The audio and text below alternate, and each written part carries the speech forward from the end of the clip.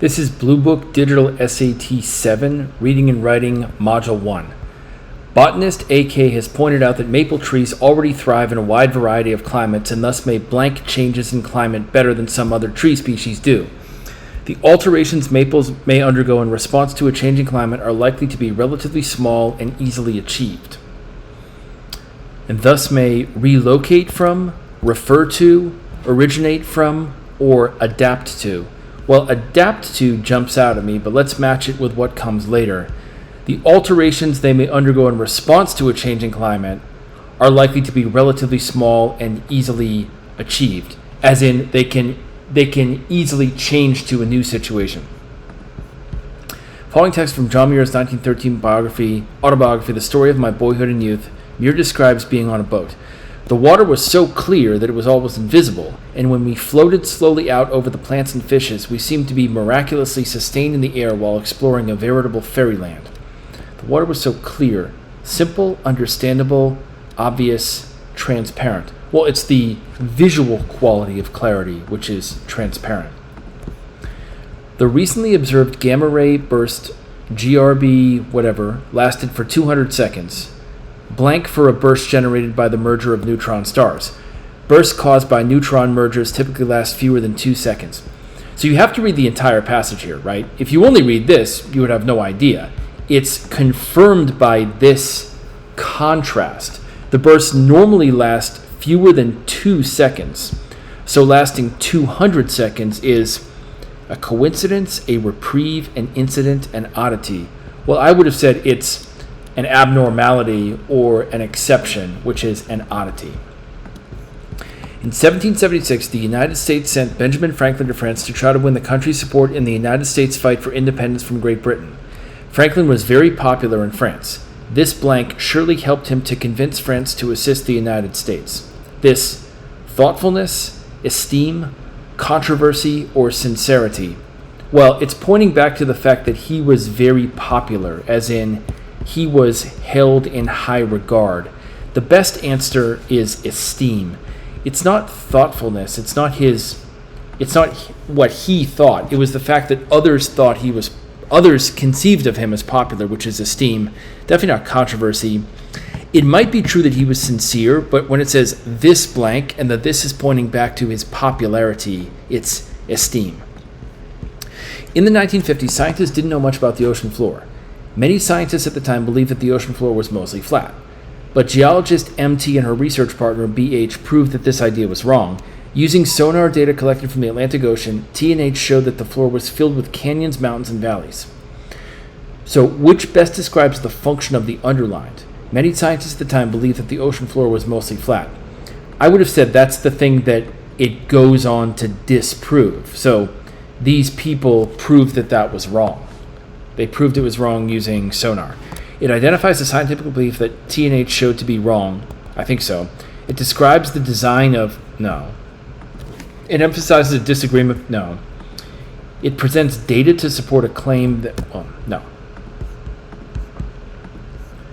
In the early days of television in the 1940s, many people thought that U.S. television programs would rely on the financial support of ad agencies and commercial sponsors, much like radio did.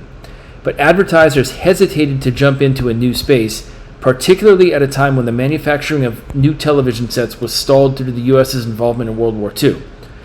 Broadcasters like the National Broadcasting Company, NBC, needed to persuade advertisers to support their programming despite not knowing whether there would be a robust television audience to begin with. Again, which best describes the function of the underlined? So, where's the function of particularly at a time when the manufacturing of new television sets was stalled due to the U.S.'s involvement in World War II? It compares the beginnings of radio programming with the beginnings of television. Well, that's not what the underlined does. It identifies a specific reason behind some advertisers' hesitance to support television. Yeah, but advertisers hesitated to jump into a new space, particularly because of that. I think so. It describes how broadcasters attempted to convince advertisers. No, that isn't really explained, but that's hinted at later here, but not in the underlined. It explains why a type of television programming was popular at the time. No. Pteropods are small swimming snails with thin, delicate calcium carbonate shells. These animals are thought to be especially vulnerable to ocean acidification due to calcium carbonate's susceptibility to dissolution at lower pH values.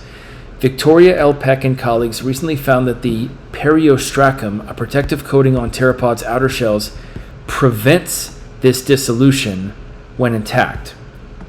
Moreover, the team was surprised to discover that even when the periostracum is breached, pteropods can still mitigate damage by rebuilding the inner shell wall, which best describes the main purpose of the text. Well, I'm going to go back without looking at it. So they're worried that animals are vulnerable to changing pH values, but then it turns out that they have this special anatomical feature that prevents that, and even when the anatomical feature is damaged, they can still rebuild it. So basically, it points out that the pteropods are more protected against environmental shock than they previously thought. To call for additional research on biological mechanisms that improve pteropod survival rates, no. To discuss a conclusion drawn in a study of calcium carbonate's role in protecting the periostracum of pteropods,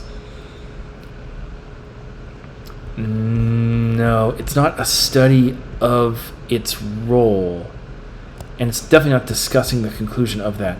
To address some of the ways ocean acidification has altered pteropod behavior, no.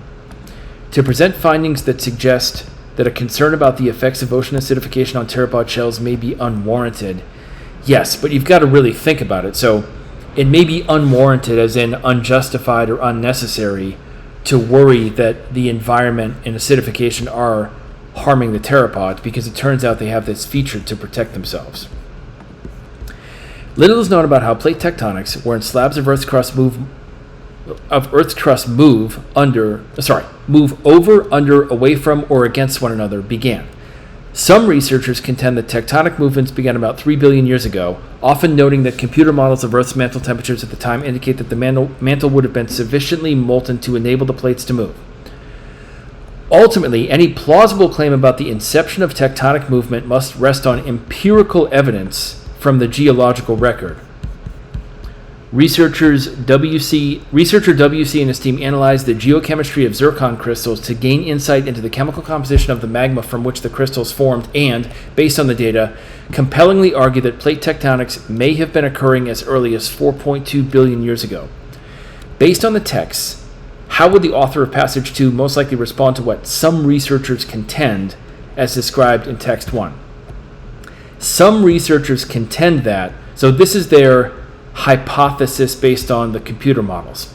Okay, but what would person 2 say about this from Passage 1? By suggesting that the temperature of Earth's mantle 3 billion years ago is likely insufficient to allow for the level of tectonic movement predicted by computer models. Well, no, because that doesn't even involve what they said in Text 2. Text 2 is that you need empirical evidence you need real scientific data from the geological record. By distinguishing between computer models of Earth's mantle temperature that reliably predict the onset of plate tectonics and those that do not quite. It's the computer models aren't enough. Computer models are not empirical evidence. By indicating that computer models of Earth's mantle temperature are still being improved, such that new models tend to be much more, I don't think so. By asserting that a more definitive form of evidence than the computer model suggests a different timeline for the onset of plate, the more definitive form is actual empirical evidence by studying the geology itself, which compellingly shows that it's this date instead. In 2018, scientists discovered an immense aggregation of MR pearl octopuses along a hydrothermal vent 3,200 meters beneath the ocean surface. Water temperatures at this site, named the Octopus Garden, climb as high as 11 degrees Celsius, much warmer than the ambient 1.6 degrees Celsius typical at this depth. Based on observations made over 3 years, scientists concluded that temperatures at the site likely confer reproductive benefits. They confer reproductive benefits, and that the site is used exclusively for reproduction. 6,000 MR adults, hatchlings, and eggs were observed at the garden, but no juveniles were present. So they're saying that there's a special spot on the bottom of the ocean where it's warm, and the octopuses go there to reproduce, because you have adults and hatchlings. So you have the grown-up ones, and then the ones that were just born. but no young ones. Okay? Which statement about MR in the octopus garden is best supported by the text? MR leave the octopus garden upon reaching an intermediary stage of development. Maybe. Let's leave that. The MR population in the octopus garden remains stable despite variations in water temperature. No, that's a misreading of it. It doesn't really... The water at the octopus garden does not seem to vary, so I think that's a misreading. MR nests in the octopus garden contain on average fewer but larger eggs than nests. It doesn't mention any other nesting sites at all, so I don't think it can be that. The octopus garden provides an ideal feeding ground for MR hatchlings. No, because they're saying that the site is used exclusively for reproduction, so it's not about them being able to eat anything at all. I think it's actually A, even though A at first doesn't jump out at you. So if there are adults and newborns and eggs, but no juveniles, that means that the eggs hatch, and then for a little while the tiny critters hang out, but then they go someplace else. It must be that. Conservationists worldwide are working to protect ecosystems from habitat destruction and biodiversity loss, and in many cases, initiatives that rely on natural features or processes can help address such challenges. In response to a rapidly dwindling population of blueback salmon, the Q Indian Nation, a tribe in Washington state, partnered with the conservation organization Wild Salmon Center to restore naturally occurring log jams in the Q River. The log jams create shady pools where the blueback salmon can rest and spawn, thus promoting blueback population recovery. Best states the main idea of the text. A partnership between the Q Indian Nation and Wild Salmon Center shows the importance of collaborative approaches to preserving biodiversity. I don't think so. I think that's the trick wrong answer, because that sounds really great in general, but that's not the point of this. It's not that you need collaborative approaches. It's that initiatives that rely on natural features or processes actually are specifically important. So I don't think so. Nature-based approaches can be effective ways to achieve conservation goals. That sounds better to me. As indicated by a recent project, log jams help the bluebacks. No, it's more general than that. Scientists now realize that nature-based conservation methods offer better long-term solutions to environmental issues than methods that are not nature-based do. I don't think so. It's not, because it doesn't compare what happens in the long term and whether they're actually better. It just says that they can also help. They can help address such challenges. So I think it's B. Participants' likability ratings for candidates by candidates' traits and participants' ignoble trait scores. Good Lord. Participants' likability ratings for candidates by candidates' traits and participants' ignoble trait scores. Ignoble meaning not noble. So this has a very negative word about having a dark character attribute. It seems like you're judging candidates and you're also basing it on your own traits, which is really confusing to me. A and L presented study participants with vignettes, as in short clips, about fictive, as in non-real, political candidates, portraying them as embodying a personality trait widely considered admirable, e.g. agreeableness, or one considered ignoble, e.g. cynicism. A survey recorded participants' ratings of the candidates' likability and showed that across participants, ignoble trait candidates were less likable than admirable trait candidates. So that is what you think it is, right?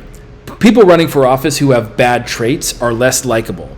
So across participants, so everybody finds the bad people bad or less likable than the good people, of course. However, when the researchers factored in the participants' own personality trait scores on a scale of 1 least ignoble to 7 most ignoble, they concluded that this relative ranking of candidates persisted except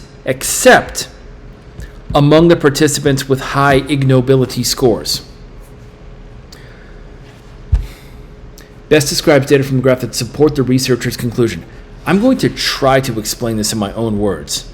So the triangle, admirable trait candidates. So those are politicians running for office who are honest and sincere and jovial and funny and good. And then it's basically flat. So regardless of whether the participant is a good or bad person or has good or bad attributes, they generally like the good politician.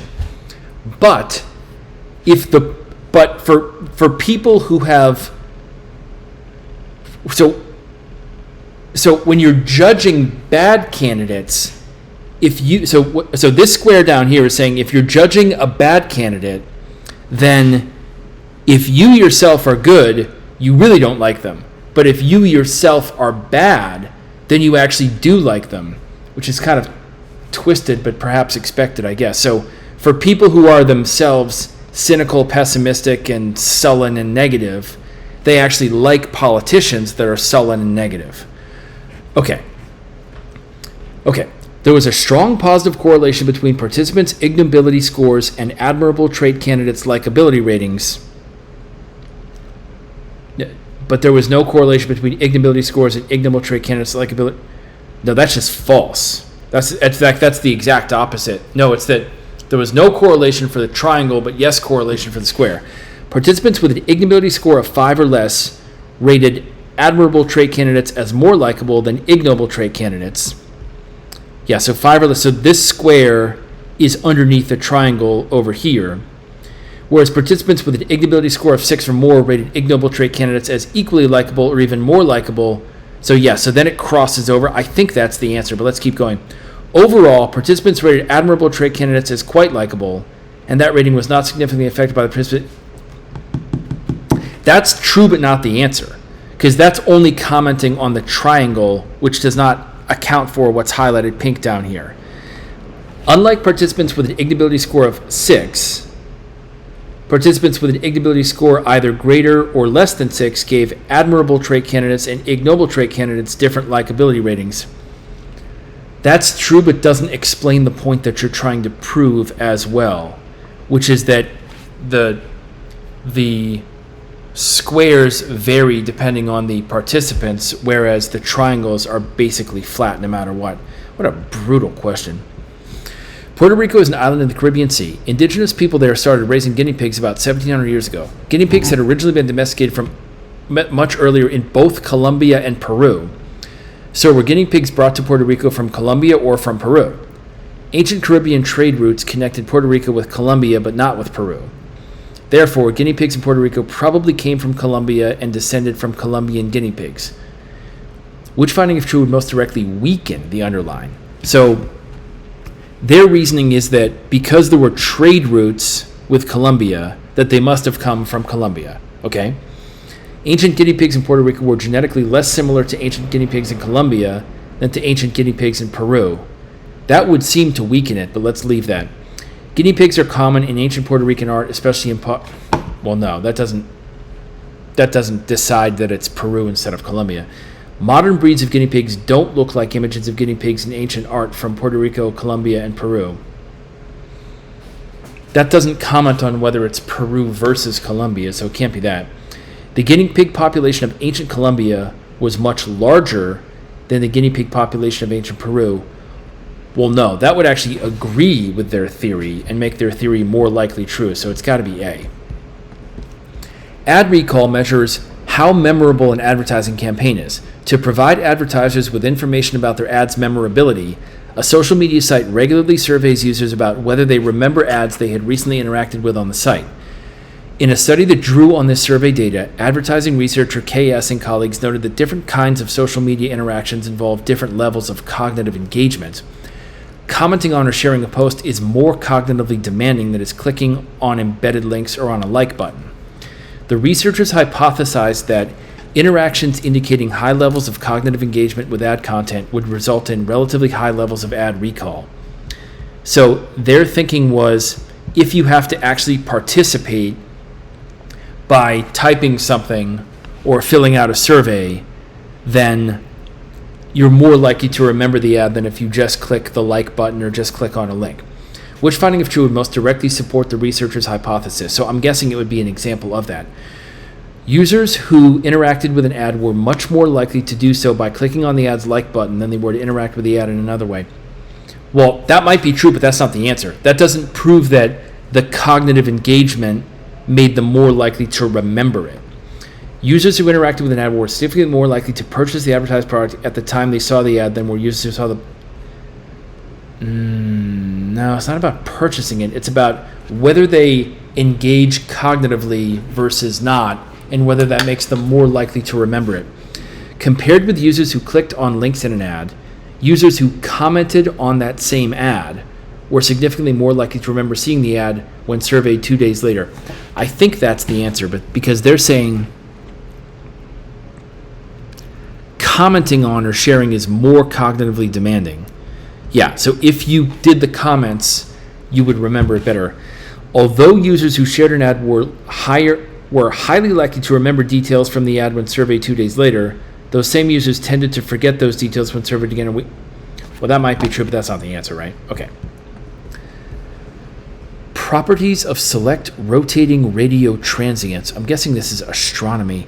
A student is researching rotating radio transients, RRATs, a subclass of pulsar stars characterized by short pulses of radio waves. The time between consecutive pulses of an RRAT is referred to as a period. So this middle column, period, is the time between consecutive pulses. Okay, look at the table. The student determines that. Oh, horrible names, right? I'm just going to call it by its last name. 03. Oh, God, there's more than one 03. Sorry. 61403. 61403 has the shortest amount of time between consecutive pulses of all the RRATs. That period is 0.136. That seems good to me, right? That's the lowest one. 545.03 and 121.53. 545.03 is the top row. 121.53 is the fourth row. The top and the fourth have the same amount of time between... Well, no, because those numbers aren't the same. 2335 has the longest amount of time between... No, it's the 121.53 that would be the longest, so that's just wrong. 0354 and 121.53, which is the third and fourth rows, both have more than 1 second of time between. No. That's just looking at the chart really carefully. This is the only one that's true. Narwhals are shy whales that live in the remote Arctic Ocean. Some of them have a long tusk like a unicorn horn with sensitive nerves. Narwhals are known for this tusk, but many actually don't have one, and its purpose is unknown. One group of scientists came up with a possible purpose in 2014. The scientists suggested that the tusk may help narwhals determine when water around them is likely to start freezing and become dangerous for them. Marine biologist KL disagrees with that idea, though. She reasons that if the narwhal's tusk serves such an important purpose, then it's most likely that some narwhals would seek a new habitat. Fewer marine animals would also have tusks. More narwhals would have a tusk. Narwhals would become less shy over time. What? Well, it can't be the less shy. That just seems silly to me. How would the tusk affect their behavior? They're saying its purpose was unknown. Then some people proposed that they use it for determining when the water is going to freeze. And then she disagrees. She says if it was that, then it's most likely that... Wouldn't it just be... I think it's just C. More narwhals would have a tusk because some of them have it, but many actually don't have one. But if it was super, super important to prevent them from freezing and dying, then it would stand to reason that more or all of them would have one. Zydeco music originated in the French Creole community of southwest Louisiana. One instrument that gives Zydeco its unique sound is the veste frottoir. The veste frottoir blank, a wearable washboard that is played by rubbing spoons or bottle openers against it. The veste frottoir is, right? Just one thing is. The veste frottoir is a wearable washboard that is played by rubbing. Yeah. Featuring jagged peaks of black ink surrounded by hazy swirls of blue and green paint, ZD's 1983 painting Panorama of Mount Lu is inspired by the tradition of QS, a type of Chinese landscape painting blank by the use of blue and green hues to depict ethereal, otherworldly landscapes. Has been characterized? No. Will be characterized? No. Characterized? I think so. Is characterized? I think it's C, but let me say the whole thing. well, you could almost ignore this because this is just a lead-in. ZQ's painting P is inspired by the tradition of QS, a type of Chinese landscape painting characterized by the use of blue and green hues to depict, In his NH, Pliny the Elder praised Hipparchus's star catalog, a 2nd century BCE list of roughly 850 different stars' celestial positions. For centuries, scholars dreamed about locating a copy of this legendary lost blank. Fantasy partially became reality in 2022 when researchers uncovered traces of the star catalog on a palimpsest, a reused parchment. Well, it's definitely not A is an apple, because that would be a comma splice, right? They dreamed about recovering this lost work, period, new sentence. That fantasy became reality when whatever. No, it doesn't just merge it together. I think it's C as in cat, but why is it not D as in dog? Because D would kind of be hard to parse and kind of create a run-on. Let me say it with D as in dog. For centuries, scholars dreamed about locating a copy of this legendary lost work, and that fantasy partially became reality in 2022. I think it just makes more sense to divide those sentences logically, so it's C. With a blend of traditional design elements such as arched Gothic ceilings and modern ones, such as floor-to-ceiling blank, design splits the difference between old and new, a mixture that is increasingly seen in home interiors in the U.S. Well, it's not A is an apple because what comes before the semicolon is not a full sentence. So A and C are wrong for the same reason. With a blend of traditional design elements such as arched Gothic ceilings and modern ones such as floor-to-ceiling windows, that's not a sentence. So A and C are gone. Then is it a dash for a long or logical pause, or is it just a comma? I think it's just a comma. I think it's just a normal pause. I'm going to say it with D as in dog. With a blend of traditional design elements such as arched Gothic ceilings and modern ones such as floor-to-ceiling windows, and modern ones such as floor-to-ceiling windows, transitional design splits the difference between old and new. Yeah. When a given industry, water and electricity are two well-known examples, carries high infrastructural startup costs and other barriers that discourage competition, blank of just one or two suppliers per municipality. Such industries are known as natural monopolies. Really helpful hint here, skip over, or you can always skip over what's between the dashes. So for the purposes of matching subject and verb, when a given industry carries high infrastructural cost startup and other barriers that discourage competition, blank of just. So the pronoun here is actually pointing back to a given industry, which is one industry. So it can't be these or they. I think it's it. When a given industry carries high infrastructural startup costs and whatever, it often consists of, it's not a this, because this would be kind of a vague pronoun. It's unclear what this points to. The it points to the industry.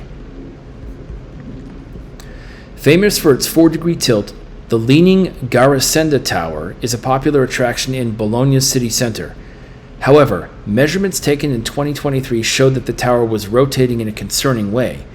Blank, city officials closed the area around the tower so experts could explore solutions to stabilize the historical 12th century structure. So they found out that it was rotating in a concerning way. I would have said therefore, or afterwards, or for this reason. Not similarly, maybe as a result, definitely not for example, not in comparison, as a result, as in they decided to do that because they saw that it was rotating in a concerning way. Guard cells are specialized cells that are part of a plant's pores. These cells help regulate the amount of carbon dioxide a plant takes in. Blank, they help regulate a plant's water loss. Additionally, previously, in conclusion, instead. Regulating the amount of carbon dioxide they take in, I don't think that really has anything to do with they help regulate a plant's water loss. So that something that would go in here would be like also or and additionally, it's just additionally is the only one that makes sense. Marcel Duchamp intended his 1917 so-called ready-made sculpture fountain to challenge then-prevailing conception about the nature of art.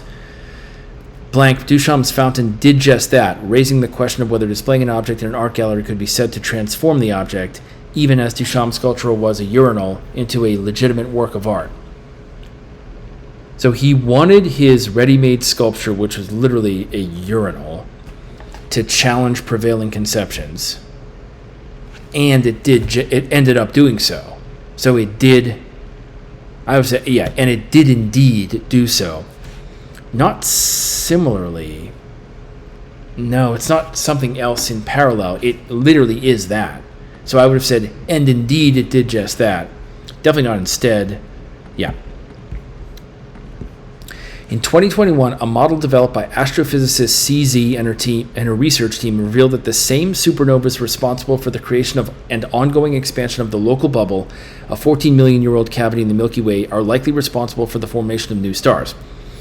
Blank. This model detailed how the bubble's expansion trapped interstellar clouds of gas and dust that became stars upon their eventual collapse. Hence, however, admittedly, specifically, the model revealed that. So the model revealed that they're likely responsible for the formation of stars. And this is kind of the more detailed proof. The way that they form the local bubble. The way that the supernovas are responsible for the formation of new stars is that they trap interstellar clouds of gas. So this is the detailed example. I think it's just specifically. It's not a therefore. It doesn't go against it. Wants to contrast the song Poor Miner's Farewell with the song Bring Him Back Home. And I'm not even looking at the bullet points. Wants to contrast the song. The songs Poor Miner's Farewell and Bring Him Back Home both raised... No. While both are protest songs, Poor Miner's Farewell is about coal miners in Kentucky, whereas Bring 'Em Back Home is about the anti-apartheid. Yeah, that's a key difference. That's a contrast, I think. Hugh Masekela's song Bring 'Em Back Home, released in 1987, called on the South African... Well, no, that doesn't even mention the other song, so it can't contrast them. Released in 1932 by Aunt Molly Jackson, the song Poor Miner's Farewell was a protest against the unlivable wages, dangerous working conditions faced by... Again, that doesn't even mention the other song, so it can't be a contrast. Wants to present the conclusion of ZW and his colleagues' 2016 study. Present the conclusion. Like Tibetan Mastiffs, Tibetan wolves can withstand hypoxic conditions at high altitudes. I don't think so, but both Tibetan Mastiffs and Tibetan wolves have mutations in their EPA-S1 and HBB genes, which prevent excess hemoglobin production and boost hemoglobin's oxygen-carrying ability, respectively. I don't think so, but let's keep going. In addition to preventing excess hemoglobin production, a mutation in Tibetan Mastiff's HBB gene boosts hemoglobin oxygen-carrying ability. By interbreeding with Tibetan wolves around 24,000 years ago, Tibetan Mastiffs acquired the genetic mutations that enable them to withstand hypoxic conditions. I'm going to have to go back to the points here. The Mastiffs are large dogs, of course. A mutation prevents, mutation boosts. These mutations enable the dog, sure. 2016 study, ZW and colleagues noted that Tibetan wolves' DNA has the same. Wang and colleagues determined that... so this is the conclusion. Determined that the dogs first acquired these mutations by interbreeding. So determined that is the conclusion. So it has to be this one right here. Wants to compare some disadvantages of docked and dockless bike share programs. Compare the disadvantages. So it has to mention the negatives about both of them. Dockless programs can be disorganized. Docked programs, on the other hand, offer order. Well, no, because that's disadvantage and advantage, so no.